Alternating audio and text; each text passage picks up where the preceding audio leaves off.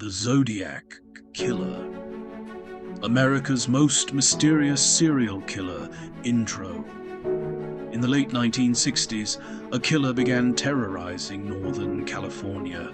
He didn't just murder his victims. He sent letters to newspapers, mocked the police, and mailed coded messages that turned his crimes into a public spectacle. He called himself the Zodiac. More than 50 years later, his identity is still unknown. This is the story of the Zodiac Killer, one of the most infamous unsolved serial murder cases in American history. The first killings. The Zodiac's known attacks began on December 20th, 1968. On a quiet road near Benicia, California, two teenagers, David Faraday and Betty Lou Jensen, were parked in a car when they were attacked. David was shot and killed. Betty Lou tried to run, but she was gunned down before she could escape.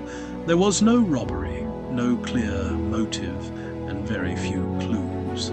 At the time, police had no idea this was the beginning of a much larger nightmare.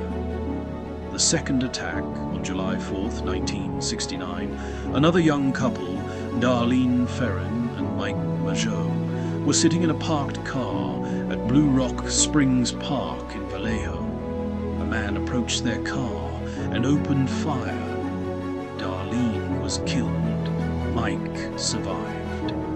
About 40 minutes later, someone called police and calmly reported the shooting.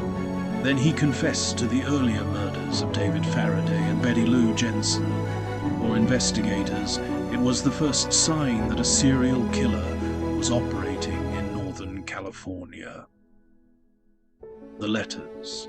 A few weeks later, 3 newspapers received letters from someone claiming responsibility for the murders. Each letter included details only the killer would know.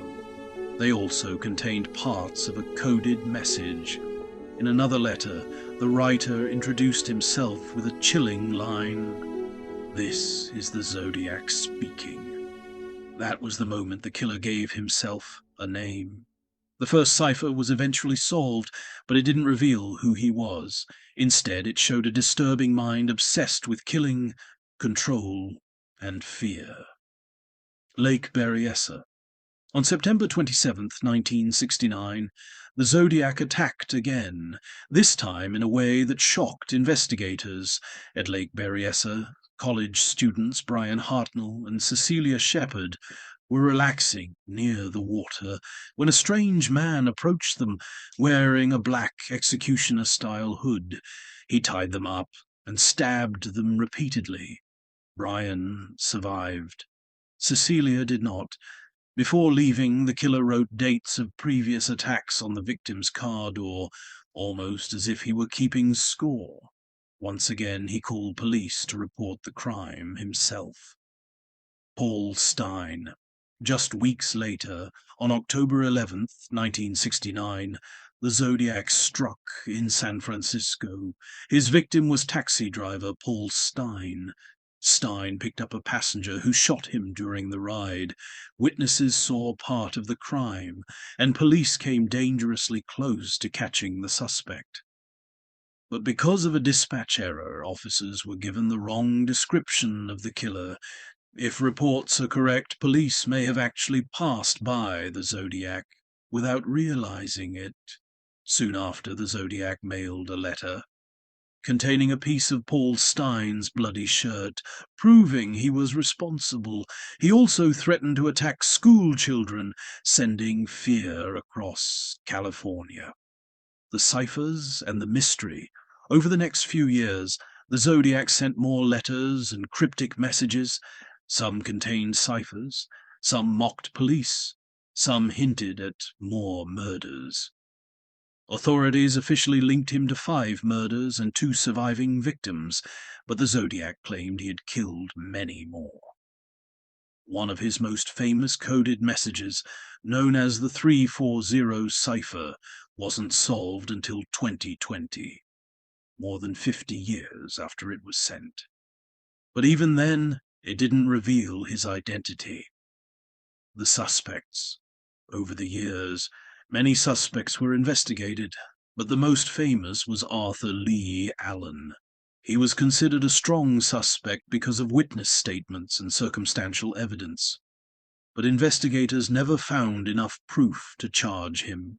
Handwriting didn't conclusively match, fingerprints didn't prove it, and DNA evidence never confirmed him as the Zodiac. To this day, no suspect has ever been officially identified as the killer. Ending. That's what makes the Zodiac case so terrifying. He didn't just kill people, he turned murder into a game. He taunted police, manipulated the media, and made sure the public would never forget his name. More than half a century later, the Zodiac Killer remains one of America's greatest unsolved mysteries. We still don't know exactly who he was. We still don't know how many people he killed. And we still don't know how he managed to disappear without ever being caught. The Zodiac wanted to be remembered, and he got exactly what he wanted.